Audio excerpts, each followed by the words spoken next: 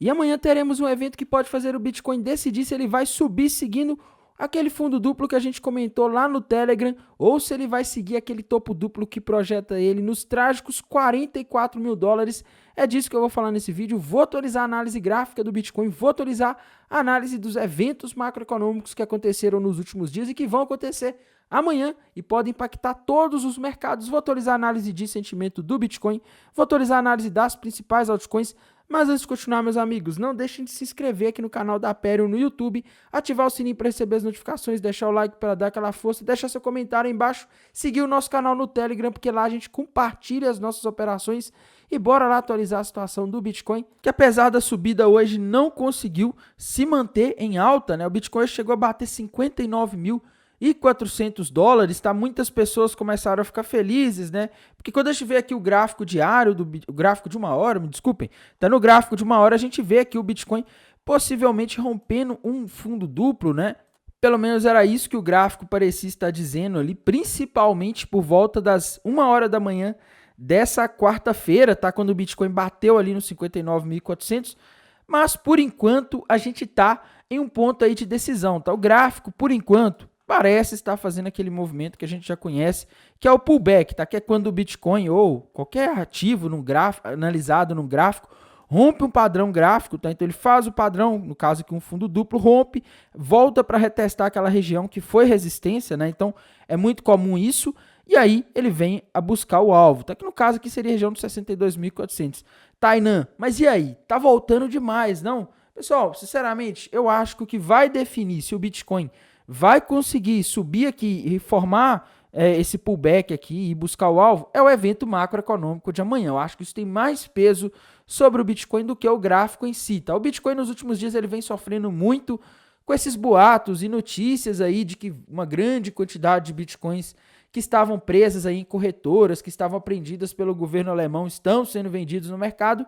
E isso vem causando essa queda aí nos últimos dias, né? Mas no geral o que eu estou vendo aqui é uma situação em que o gráfico de uma hora ainda continua altista, não dá para descartar esse fundo duplo.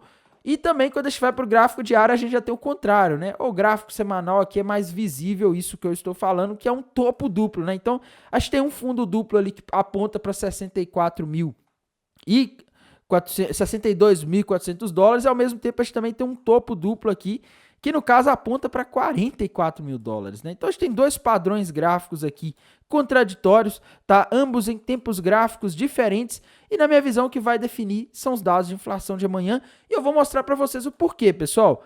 Olhem a subida do mercado americano hoje, tá? O mercado americano, meus amigos, não para de bater máxima atrás de máxima, tá? Principalmente as empresas da Nasdaq, né? Que são de tecnologia. Quando a gente vai aqui para a Nasdaq, deixa eu ver aqui, Nasdaq, né? Quando a gente vai aqui para as empresas do Nasdaq, Nasdaq 100, deixa eu ver aqui se eu acho o índice, tá aqui, tá? Quando a gente vai aqui para o Nasdaq, meus amigos, olhem isso daqui, tá? Tá subindo forte hoje. Quando a gente olha quem que tá puxando essa alta forte aí da Bolsa Americana, tem algumas empresas, né? Empresas de tecnologia, né? No Nasdaq ali e tal. Olhem a Tesla, meus amigos. Olha esse gráfico da Tesla. A Tesla aí nos últimos dias, ela subiu aí em torno de 50%, meus amigos. 50%. A gente está falando de uma empresa que já tem um market cap grande, tá? Tainan, por que essa subida está acontecendo? Na minha opinião, essa subida está acontecendo porque os investidores estão se preparando para um evento macroeconômico positivo amanhã. Amanhã a gente vai ter a divulgação do índice de preço ao consumidor dos Estados Unidos, o famoso CPI, né? Também vamos ter a divulgação do núcleo do CPI. São dados extremamente importantes e parece que o mercado já está precificando que ele vai vir bom, tá? É a explicação que eu vejo para essa alta aí sem parar da Tesla, 50% em poucos dias, tá? Não é só a Tesla, né? O Nasdaq como um todo está subindo, as bolsas americanas, que o SP500 subindo 1% hoje, tá?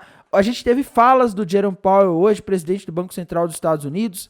Durante essas falas, ele evitou dar um prazo ou sugerir um prazo aí para corte de juros, tá? Até com alguns congressistas perguntando explicitamente isso para ele. Ele disse que eles ainda precisam ver mais dados macroeconômicos. É o que ele sempre vem dizendo, tá? Eles querem ver mais dados. Não adianta a gente ter a inflação em um mês ali abaixo do esperado, maravilhosa, e aí no outro mês ela vem acima, né? Então, ele está aguardando para ver mais dados e amanhã, às 9h30 da manhã, no horário de Brasília, a gente vai ter a divulgação do CPI lá dos Estados Unidos, tá? A gente vai ter a divulgação do núcleo do CPI, né, que é mais importante até do que o índice cheio, tá? E tudo isso às 9h30 da manhã. A gente também vai ter pedido iniciais de seguro-desemprego lá dos Estados Unidos sendo divulgado no mesmo horário. A expectativa do mercado para o índice cheio é que ele tenha um crescimento de 0,1%, né? E para o núcleo 0,2%, tá? E na base anual 3,1%. Já vou adiantando para vocês, se esse número aqui, no caso o CPI, vier dentro dessa expectativa de 0,1% ou abaixo de 0,1%, excelente para os mercados, para o Bitcoin, para as criptomoedas, porque mostra o seguinte, que apesar desse despejo de Bitcoins que está ocorrendo aí no mercado no mês de julho, a gente vai ter um corte de juros nos Estados Unidos em breve, e se a gente tiver um corte de juros, o Bitcoin tende a subir aí nos próximos meses ou anos, tá? Ainda mais que o Bitcoin é deflacionário, né? Então, essa é a interpretação aí que o mercado pode ter, e o Bitcoin pode performar muito bem, as criptomoedas podem performar muito bem, se o índice cheio vier abaixo ou igual a 0,1, e se o núcleo do CPI vier igual a 0,2 ou abaixo, tá? Agora tem um detalhezinho importante, pessoal, se esses números vierem acima do que o mercado está esperando, do que está sendo projetado, aí, meus amigos, se segurem, tá? Porque a situação do Bitcoin já não está fácil. Eu me arrisco, inclusive, a dizer que se a gente tiver inflação acima do esperado amanhã, nessa quinta-feira, a gente pode ver o Bitcoin acabar rompendo isso daqui, tá para baixo, esse topo duplo, e se romper, o alvo é nos 44. Então, por isso que eu acho que amanhã é um dia tão decisivo. O Bitcoin está em um ponto gráfico muito sensível, várias altcoins estão numa situação parecida, e ao mesmo tempo a gente vai ter um dado aí que o mercado está esperando que ele venha muito bom, tá? Por um outro lado, se a inflação vier ali dentro do esperado ou abaixo, que seria ainda melhor, aí eu vejo o Bitcoin indo buscar o alvo desse possível fundo duplo aqui, subindo ali para a região dos 62.400 ali, que seria o alvo se a gente fizer uma projeção aqui, tá? Então essa é a visão. Eu acho que tudo agora está dependendo desse dado macroeconômico, a não ser que saiam notícias aí de Mt. Gox movendo bitcoins, governo alemão, coisas do tipo, se saírem mais notícias desse tipo aí, pode acabar deixando o mercado de criptomoedas de mau humor, tá? E o mercado de criptomoedas já está de mau humor nos últimos dias, né? As bolsas americanas estão performando bem com a expectativa de juros. E uma das coisas aí que eu acho que fez a bolsa americana performar bem aí em relação à expectativa de juros foi isso daqui, pessoal. Ontem, na terça-feira, que foi 9 de julho, ontem, a gente teve a divulgação do CPI da China, né, que é o índice de preço ao consumidor, semelhante ao dado de inflação que vai ser divulgado nos Estados Unidos amanhã. E, meus amigos, veio tudo abaixo do esperado, tá? O índice cheio do CPI na base mensal, né, ele veio em menos 0,2, enquanto era esperado menos 0,1. Ou seja, era esperado uma deflação na economia chinesa de menos 0,1 e veio uma deflação ainda maior, tá? A inflação ela não cresceu, ela decresceu, tá? Então, isso aqui mostra que a economia chinesa pode acabar exportando essa deflação para o mundo, porque geralmente as economias do mundo, os países são conectados pelo comércio, né? Então, se você tem uma deflação na China, os produtos começam a ficar mais baratos por lá, esses produtos começam a chegar em outros mercados, principalmente mercados que são relevantes do ponto de vista econômico, como Estados Unidos e Europa, né? E esses produtos mais baratos acabam gerando deflação nesses outros mercados também. Isso está acontecendo, inclusive aqui no Brasil, com aço, pessoal. Quem compra alguns tipos de aço aí que vem muito da China, deve ter percebido que o preço anda um pouco barato aí, né, em relação ao que já foi no passado. Isso está acontecendo porque a China está exportando deflação para o mundo, tá? Isso não é um bom sinal, né? A economia chinesa tendo deflação no mês de junho, do ponto de vista de crescimento econômico é perigoso. Muita gente acha que a deflação é boa porque o dinheiro se valoriza, tá? Mas quando o dinheiro tende a se valorizar, as pessoas tendem a querer guardar mais o dinheiro, o que acaba fazendo a economia entrar numa recessão cada vez pior, né? Então, isso daqui não é um sinal muito bom para a China e é um sinal muito bom para os mercados e para os Estados Unidos, porque se a inflação cai na China e a China exporta a deflação para o mundo, o que você tem? Você pode aí ver o Fed cortando os juros, porque se a inflação começa a cair nos Estados Unidos, o Fed não precisa manter juros tão elevados e assim a gente tem mais dinheiro entrando no mercado de criptomoedas, mercado de ações, de commodities, ativos de risco, tá? Então, essa é a situação que a gente está vendo aqui, meu pessoal.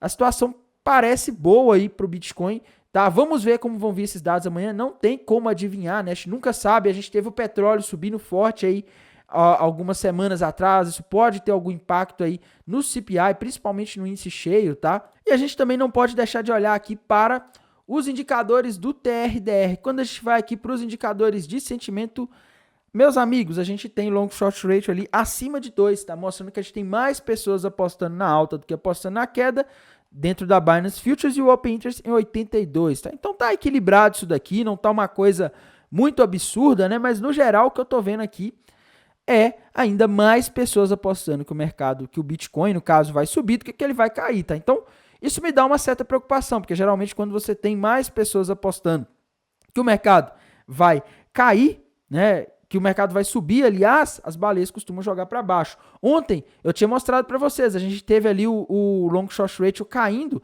né? E o open interest subindo, tá? Isso aqui mostrava pessoas abrindo posições short, e o Bitcoin ele subiu ali depois disso, né? Ele foi buscar ali a região dos 59.400 para liquidar essas pessoas, tá? E indo aqui para High Block Capital, pessoal, a gente vê exatamente isso que eu acabei de comentar, tá? A High Block estava estimando que a gente tinha bastante liquidez ali, né? Principalmente até a região dos 59.150, 59.200, tinha bastante. E olha onde que o Bitcoin foi? Foi justamente pegar a liquidação do pessoal que estava alavancado apostando na queda, tá? Onde tinha mais liquidação, o Bitcoin foi. Agora a High Block ainda mostra mais liquidez acima do que abaixo, tá? Só que assim, tem um detalhe, né? Aqui a gente vê que uma boa parte daquela liquidez já foi pega, tá? Aqui tá mostrando que teria mais liquidez ali nos 59.400 dólares. Vai, não sei, tá? Não tem como afirmar. A gente tinha também um pouco ali acima dos 62, né? Que era o alvo, inclusive, daquele fundo duplo. Eu acho que agora a gente vai ter que ver o que o pessoal vai fazer aí, né? Se o pessoal vai começar a abrir mais posição short, como ontem, para o mercado subir, ou se eles vão abrir novas posições longas aí para o mercado cair, tá? Não tá muito claro aqui. Olhando a High Block, dá a entender aqui que a gente tem mais liquidez acima, então a tendência seria o Bitcoin subir, mas não está muito claro, porque aí hoje a gente já tem uma divergência ali com o TRDR, tá? A gente viu um aumento das pessoas apostando na alta aí ao longo do dia, né? E ao mesmo tempo aqui não está mostrando muita liquidez abaixo, tá? Então fica difícil aí de você chegar a uma conclusão unindo esses dois indicadores, cruzando as informações deles. Aqui também a gente tem a situação da Ethereum, que a gente não pode deixar de olhar. Hoje a Ethereum, pessoal, está subindo num dia em que o Bitcoin está caindo, tá? Isso aí parece interessante, mas eu acredito que isso aí tem a ver com alguma notícia de ETF, alguma coisa desse tipo, tá? Porque esse tipo de notícia de ETF tá fazendo preço na Ethereum e na Solana, tá? Do ponto de vista macro, pessoal, a gente continua com a situação da Ethereum igual estava nos últimos dias, tá? A Ethereum não pode romper essa região aqui dos 2.800 dólares. Se ele romper, meus queridos, aí a situação fica difícil, porque aí a Ethereum forma um topo duplo, que normalmente é um padrão que indica a reversão de uma tendência de alta para uma tendência de baixa, e se formar esse topo duplo, o alvo é lá nos 1.800 dólares, tá? A Ethereum vai formar esse topo duplo? Difícil, vai romper esse topo duplo? Né? É difícil afirmar, tá? Eu acho que tudo isso vai depender, como eu acabei de falar, dos dados que a gente vai ter amanhã de manhã, às 9h30 da manhã lá nos Estados Unidos. Se a gente tiver inflação acima do esperado lá, a Ethereum pode acabar rompendo isso daqui para baixo, tá? Já se a gente tiver inflação dentro do esperado lá nos Estados Unidos, a Ethereum também formou um fundo duplo, tá? Se a gente olhar aqui, a gente consegue ver um fundo duplo no gráfico de 1 hora da Ethereum, né? E se a Ethereum, que parece estar rompendo para cima esse fundo duplo, for buscar o alvo aqui desse padrão, né? A gente teria um alvo para Ethereum aí, vamos ver aqui, tá? O alvo estaria lá na região de aproximadamente 3.300 dólares. Agora a Ethereum está em 3.100. Então fiquem de olho, porque se a gente tiver inflação aí dentro do esperado ou abaixo, a Ethereum pode buscar esse alvo acima.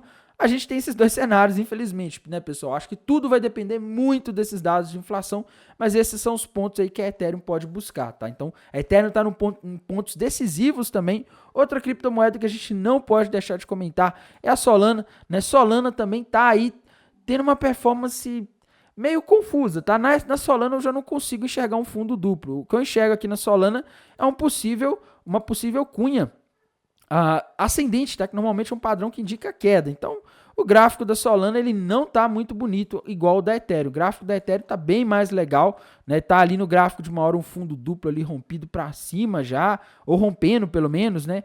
Com indicações bem legais. E aqui na Solana já não está muito legal. Ela parece estar fazendo aí uma cunha ascendente. Se romper para baixo essa cunha ascendente, aí a Solana pode facilmente cair. Vamos ver aqui até onde ela pode cair, tá? Se romper para baixo essa cunha ascendente, o alvo para a Solana está ali na região dos $120 aproximadamente, que é justamente a região de suporte que a Solana não pode perder, tá?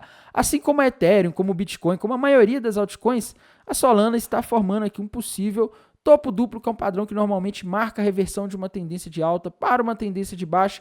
E se a Solana romper para baixo esse topo duplo aqui, aí, meus queridos, a coisa complica, tá? A gente vai ter um alvo aí para Solana lá na região de aproximadamente $42. Tainan, você está dizendo que vai? Não, acho que vai depender muito de para onde vai o Bitcoin, tá? Se o Bitcoin romper para baixo ali os $44 mil, aí a Solana também, infelizmente, deve buscar ali esses alvos mais abaixo, tá? Se não romper, ela pode talvez aí performar bem, mas no geral o gráfico da Solana nos últimos dias ele não tá muito animador, mas a ressalva que eu sempre faço em relação à Solana, a qualquer momento pode sair uma notícia de ETF de Solana e fazer ela subir, então apostar na queda da Solana é um pouquinho arriscado, tá? A chance de você tomar um stop à toa é muito grande por causa de qualquer notícia que sai em qualquer momento.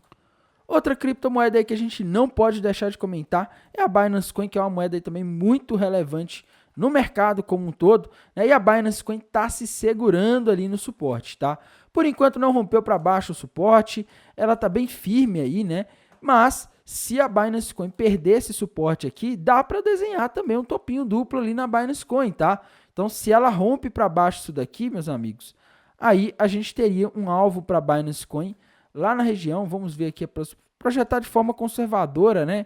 A gente teria um alvo ali na região dos $370, tá? Rompeu? Não, pelo contrário, ela está na região do suporte, está bem em cima do suporte, tá? Mas se romper, a coisa complica. Então fiquem de olho nesse dado de inflação amanhã aí, quem está interessado na Binance Coin, né? Temos que falar aqui também da Matic, que andou performando aí mal nos últimos dias, né? A verdade, infelizmente, é essa. Tá, graficamente, a Matic às vezes parece que está formando um triângulo descendente gigantesco, tá? Mas não podemos olhar só o longo prazo, né? Até porque a Matic tende a acompanhar muito o mercado como um todo. E aqui no curtíssimo prazo, a Matic está aí em cima da região de suporte dos 50 centavos, que é um suporte muito importante, mas que ela ainda não rompeu, tá? Se ela não rompeu, a gente segue aí ainda aguardando para ver. Se ela romper isso aqui para baixo, os próximos suportes dela estão ali na região dos 40, depois 33 centavos, tá? Então, fiquem de olho aí na Matic, porque ela não pode perder essa região de suporte. Acho que isso pode estar ligado aí ao que vai acontecer amanhã, dependendo de como os dados de inflação vierem, tá? Outra moeda aí que a gente não pode deixar de analisar aqui rapidamente é a ADA Cardano, também é uma moeda relevante para o mercado, que o pessoal sempre quer saber para onde ela está indo, tá? Ela já bateu os alvos ali das figuras menores e agora a gente ainda tem, dá para dizer que a ADA Cardano tem um topo duplo aqui com alvo lá na região dos 25 centavos, 26 centavos de dólar, tá? Que é a região ali de suporte que ela bateu no ano passado, aí, nos piores momentos do último bear market, tá? Então, a Cardano pode estar indo buscar aquela região de suporte. Outra criptomoeda que a gente não pode deixar de comentar é a Chainlink, né? A Chainlink é importante também, é uma moeda que o pessoal sempre quer saber o que está acontecendo com ela, tá? E ela é outra que está na beira do precipício, ela está em cima da corda bamba, pessoal. Se a Chainlink romper para baixo a região ali dos $12, aí ela vai formar e romper para baixo o ombro, cabeça a ombro, com alvo lá nos $7 aproximadamente, tá? Então, olho na Chainlink. E muita gente pode achar isso ruim, né? Mas eu vejo como uma grande oportunidade, porque essa moeda, ela é uma das moedas, assim, mais sólidas hoje em dia do mercado de criptomoedas, depois ali do Bitcoin, da Ethereum, talvez a BNB, tá? Então, se a Chainlink, por um acaso, cai lá para os $6, 5, $7, meus amigos, pode ser uma oportunidade legal aí de hold para o próximo bull market, tá? Então, Fiquem de olho aí na Chainlink, eu tô de olho nela. Outra criptomoeda aí que a gente não pode deixar de comentar, a XRP, que rompeu para baixo nos últimos dias. Um padrão nada bonito, né? A XRP por enquanto está se segurando, mas ela rompeu para baixo um triângulo descendente com alvo lá na região dos 33 centavos de dólares, tá? Então, XRP eu vejo um risco aí para ela de cair para aquela região ali dos 33 centavos de dólar. Outra criptomoeda aí que a gente não pode deixar de comentar, além dessas, é a AVAX, né? Que a AVAX é uma moeda que o pessoal sempre quer saber dela também, moeda aí de market cap relativamente grande, e a AVAX está enrascada, viu, meus amigos? Ela já rompeu para baixo aí, um ombro, cabeça, ombro, cujo alvo está na região ali dos 12 dólares, 13 dólares, tá? Então, não tá uma coisa muito bonita, não, tá? Se o Bitcoin, se vem um dado de inflação ali pior do que o esperado amanhã, alguma coisa desse tipo, a AVAX poderia aí ir mais rapidamente buscar os seus alvos ali e tal, que não seria ruim para quem está querendo fazer hold, né? Porque uma AVAX, por exemplo, a 10 dólares, ela já chegou a valer ali quase 150 dólares, tá? Então, no próximo bull market aí, é uma moeda que teria um potencial aí de dar um retorno